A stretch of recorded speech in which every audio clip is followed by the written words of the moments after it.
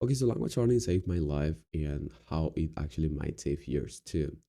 And I'm not going to lie, I think that the community of language learning right now, in whatever language, well, specifically Japanese, honestly, it's kind of toxic if you think about it for a bit, because I mean, there are all these people learning languages with, I don't know, video games, anime, I don't know, like novels. I actually do think that like novels are actually pretty healthy, so I have nothing against that. But like, if you think about it for a bit, like, is it good to actually be learning languages with video games or anime for 2 years straight? I don't think so. Like, I think that at some point you're going to just get used to that method, and it will come on. Basically, it will become pretty easy, right? And yeah, because of that, I think that this video is actually very important, because actually, I think that if you learn languages the wrong way, you can actually go through the path that you probably don't. Yeah, basically through a path that you probably don't like, right? And so basically for me, it saved my life. Why? Because basically it made me more disciplined, and learning languages made me go through the good path. And that's basically why I think, and why I basically wish that all of the people in the language learning community do learn the language the disciplined way, because I feel like it will basically improve your life like 10 times to 20 times more, right? And so learning, and so basically I will explain my learning English story first. So basically like 4 years ago, like in September, more or less like 3 months after I started doing calisthenics, I started my basically learning English journey. And it was with this guy called Mr. Salas, which basically is a Spanish Mexican guy explaining comprehensible input to people who wanted to learn English, right? And he said that if you wanted to learn English, you need to basically watch TV and all of the things, which right now I'm not really I'm not really like promoting that method that much, but like it worked for me, kind of. Like we're going to get into that too, but like it worked for me, right? And basically he said, okay, you need to do this challenge, and you need to watch Netflix for at least 30 minutes to 1 hour every day for at least 1 month. And I promise you that you will get progress, right? And yeah, I did the challenge and I did get progress. And I noticed that even though I was doing something that was actually kind of like at the moment was actually productive, right? Even though I was doing something like watching series on Netflix, it actually was kind of difficult at the start. And so this basically got my calisthenics journey even more disciplined. And I think that 60 to 70% of my gains are because of learning languages. And so that's why I think that learning languages in my way. Well, not in my way, right? But in the disciplined way is actually a very good path to go through, right? And so yeah, I just kept doing input for like what 1 year or 2 years or 2 years straight. And then basically this guy says that at some point you will have like this feeling of wanting to talk, and that's when you should talk. Well, that feeling never came. That feeling basically never came. And so I said, okay, this is a problem, because the feeling is not coming. Like, what do you do? And I noticed that I was learning languages with video games. I think that even I was using anime for English. Of course, I didn't watch the anime dubbed to English. I just watched like the audio in Japanese, but like the subtitles in English, right? I basically did everything in English like it was my native language, right? And at some point, 2 years after starting input, I kind of like noticed, oh my god, my attention spam is kind of bullshit, right? My attention spam is kind of bullshit. But like, even though I say that my attention span is bullshit, I couldn't have really done anything different at the moment, because like when I started English, I was addicted to video games already. I was addicted to anime. I was addicted even to TikTok. And so I don't think I could have done anything differently. And at least I used my addictions in something that is productive, which is what I basically promote right now. If you're addicted to video games, at least learn a language. I think it's probably the most easy thing. that you could do, to be honest. And so basically in this way it kind of helped me my addictions, but like at some point this basically became pretty easy, and I understood like what 99% of the things, right? I want to mention that I actually never did use Anki for my English, which is actually kind of like a curious point, honestly. Like I never did use Anki, so yeah, there's actually not that much necessity of you using Anki maybe in Japanese.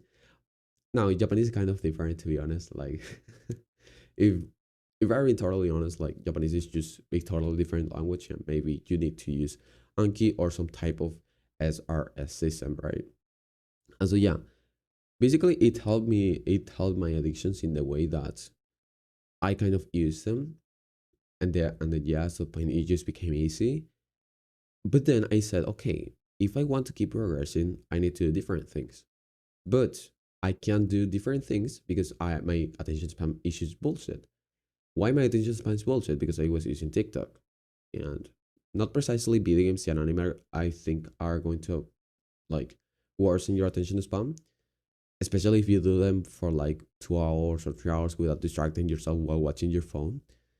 But TikTok definitely does worsen your attention span. Like even if you learn the language to like 99% comprehension, I do think that you are going to worsen your attention span either way.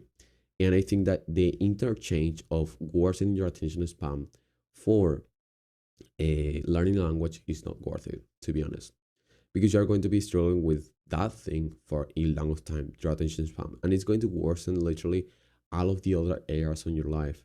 So yeah, you have learned the language, but now you can't pay attention to classes, to work, or to your classes in college. You can't pay attention to your family when you're talking, like all of these things, and it's just bullshit in general. I don't think like I don't think that worsening your attention span for anything on this life is actually worth it. And so, how did I kind of like recover from my attention span being bad? I used this kind of starting like watching this self improvement thing, right? And basically, the guy said that you need to read and do meditation, and that those two things combined are literally the best things that you can do to actually improve your attention span. And so, basically, that's what I did. And of course, I read books in English. And then, but how did I start my outputting phase? And this was actually kind of natural, so that's why I kind of like not remember that much. How did I start um, my output phase in English? But like it was so natural that yeah, I basically don't remember it. And my English basically, I know for a fact that I started like reading aloud, and then after I started reading aloud, I kind of like started saying things whenever I was in my house. I tried to say this item or I tried to say this other item. And yeah, basically that's how kind of like I started talking. And then at some point I basically created this channel because I said, okay, I'm going to record videos, see if my English actually improves. And that's why I created this channel mainly, right? So basically the whole in this language learning area, in this language learning method, is that yeah, you will learn how to understand the language in 99% with your anime, with your TikTok, with your YouTube, with your social media thing, with your video game, whatever. With the whole, the very bad hole that you can actually go into is that literally you will have a bad attention span. And because of this, basically, I couldn't output. Why I couldn't output? Because I didn't have the attention span to basically study for more than 1 hour daily on something that actually takes some effort. So you know that outputting at the start is just painful because you can't literally say anything. If you know this, we have three types of vocabulary. We have the listening, reading, and speaking vocabulary. And how do you improve your speaking vocabulary? By speaking. And if you can't speak, of course, you will not be able to speak, right? And that is the whole, right? That is the whole. If you worsen your attention span, you probably will get stuck. And that is why people wonder, like, why I keep being stuck at the N2 level or at the B2 level. You're stuck because you keep doing the same things. And I don't know if you have watched like this phrase from Einstein, But like doing the same thing and expecting different results is literally the definition of being crazy, right? And you keep doing the same things and you expect different results, which is crazy, right? So that's the whole. Basically, worsening your attention span is never worth it, even if you're going to learn a language with it. So basically, 2 years after learning my English, I got more discipline. But how? Basically, it got me to discover this guy on self improvement. And basically, that is the guy that taught me how to improve my attention span, taught me how to improve my, taught me to do things more healthy, taught me to basically be more disciplined even in my calisthenics, which at that point I had like 2 years in calisthenics. But um, and I think that this is actually something very necessary right now in the actual language learning community, and that's why I think that introducing self improvement into the language learning community is actually a very necessary movement that people are literally not doing right now, right? And so that's when learning Japanese actually made even myself more disciplined because now I knew these things, right? I still ended up wasting like 6 months of my language learning journey in Japanese. So I have like right now 21 months. And I think I could have achieved the same things that I have achieved right now in like 16 months, 15 months. So yeah, I kind of like wasted kind of a bit lot of time to be honest when I was learning Japanese. But yeah, learning Japanese actually made me more disciplined. But like at some point, I noticed that I was getting addicted again to anime and YouTube too. And then I literally just stopped it, the same as I did with my English. So I literally just stopped the thing. I didn't do it anymore. And actually, some of the members in my community, when it was free, right, they told me that they were actually stopping to watch anime because it's just not healthy. Like this guy in a specific, which was called Tane. I don't talk with him anymore, but like he was actually a very good friend at the time. This guy called Tane basically told me that um, he actually had a pretty bad addiction to anime because of learning Japanese. And so he was actually kind of like stopping to do it more and more and like not watching weird anime, which that is the thing.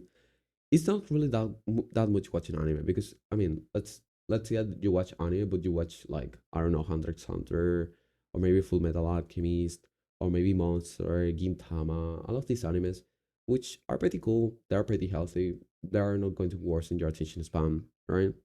But the problem comes when you start watching some weird fucking birds. The problem comes when you start watching like some weird type of mainstream animes, right? And that's when the problem comes, right? That's when the problem comes because I mean, if you start watching these animes which are ecchi, I don't know, these hentai animes, and you think that you're learning Japanese, yeah, like you're learning Japanese, but like, do you want to seriously develop an addiction to like, I don't know, this anime porn or this anime like? Let's be honest, ecchi is kind of like soft porn, right? Do you want to seriously develop an addiction to this just because you want to learn Japanese? For me, it's not worth it because there's people right now suffering with porn addictions for like 5, 6, 7 years straight. And yeah, you're going to learn Japanese, but then you're literally going to waste another 7 years, 8 years trying to get out of this addiction. If you even try to get out, because there's people who literally said, "Oh, I'm not going to get out of this," and that's why I think that basically kind of like changing these methods of like I do think that learning languages at the start with like anime or video games can be good if you actually do manage it in a way. So, for example, let's say that for the first 3 months, yeah, you're going to learn languages with some video games that are kind of healthy, some animes that are also kind of healthy. So, Full Metal Alchemist, Monster. I would recommend just watch anime honestly. And you're going to do it just for the first 3 months with all of the things that you like, right? Because I mean, it's just hard enough. It's hard enough, right? And so, since it's hard enough, it's not really going to worsen you in any way. And so, that is probably something that is really important. if I'm being honest, right? And so after those first 3 months, that's when you start doing things that are kind of more difficult. So maybe you start reading, maybe you start doing this systematic comprehensible input that I talk about in my channel, and basically for you to actually be a more healthy human being, and also for you to become a more healthy language learner who actually enjoys doing things that take effort. Because at some point you just want to take these things out of your, basically kind of like out of your life. But yeah, even right now, I honestly sometimes, yeah, I do watch anime. Right now I'm watching like this Kaiju and Doctor Stone anime. So yeah, I do think that, I mean, you don't have to like get them out of your life, but like if they are worsening your life in some way and they are not letting you do some daily tasks, this can be actually pretty bad. And yeah, that's why I think that you can actually go to the wrong path if you learn languages the wrong way. And that's kind of why language learning actually saved my life, because it basically made me more disciplined. It basically made me know the things that are bad with like content consumption, even in language learning. So I don't know if you know this, but like content consumption inside of language learning is a thing. Not because you're learning, not because you're watching anime in Japanese and you understand like a 99% of comprehension means that it's actually something productive. No, at that point, it is probably just content consumption. Let's be honest. Like right now, I don't watch YouTube in my English in English anymore. I just read books in English, and that's how I maintain the language. Man, of course, on top of making these videos. But like, I don't watch things in English anymore because it's just content consumption, right? And this is probably something that you want to be really careful about if you don't want to end up being addicted to these things and actually improve your life. And if you want to know, and if you basically want to keep being in this path of being the healthy language learner that I basically promote in my videos, just keep watching my channel, because literally this is the only channel on the language learning community that actually wants you to be healthy.